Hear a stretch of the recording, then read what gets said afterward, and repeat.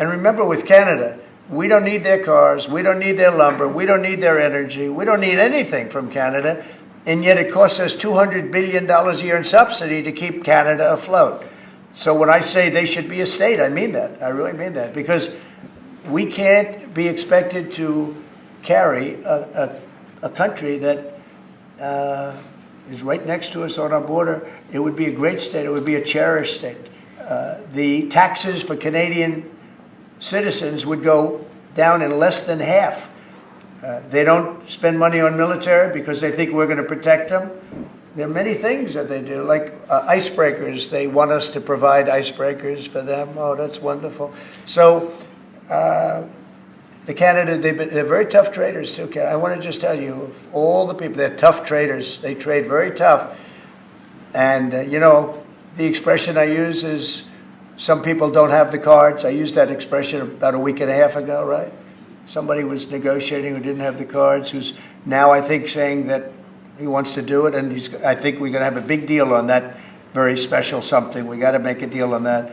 But Canada has been a very nasty negotiator against the United States, took advantage of the United States for a long time.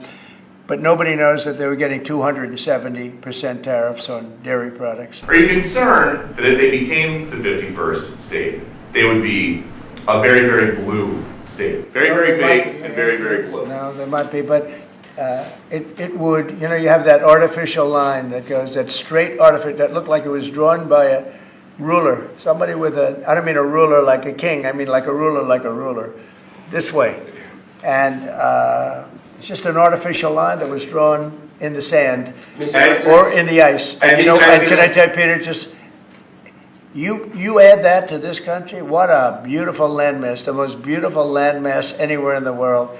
And it was just cut off for whatever reason.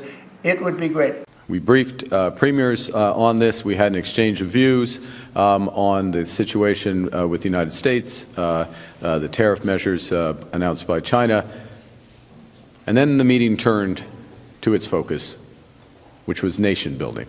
And that is the focus of First Ministers. It is nation building. Because together we can give ourselves more than any foreign government can ever take away. We can more than offset the effects of any U.S. tariffs by eliminating internal trade barriers alone.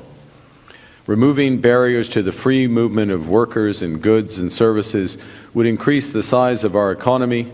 This is an updated figure, by $250 billion. So that's the equivalent of more than $6,000 for every single Canadian. Canadians are going to decide who their next government is going to be. I trust Canadians to make those decisions. We'll have, I'm sure, a robust election campaign, and Canadians will make the choice. No foreign leader is going to determine who's best. One of the factors is going to be, in my judgment, who is going to be best for Canada in the negotiations with the Americans, which will come, but they're, from my perspective, they're not going to come until we get the respect we deserve as a sovereign nation. By the way, this is not a high bar. This is not a high bar to say we will sit down as a sovereign nation and have this negotiation, but also that we will have a comprehensive discussion. Not a discussion about one-off tariffs, the latest initiative, but a comprehensive discussion of the economic relationship and the security relationship, which is also in the interests of the United States. What we can control are the types of issues we talked about today as First Ministers, and what's behind that. That investment, that building the Canadian economy, that will give us far more than we could lose from American trade actions. Now, of course, in the end, America is going to lose from American trade actions. And that's one of the reasons why I'm confident that there will be that discussion with the appropriate amount of respect and the breadth. And I'm ready for it anytime they're ready.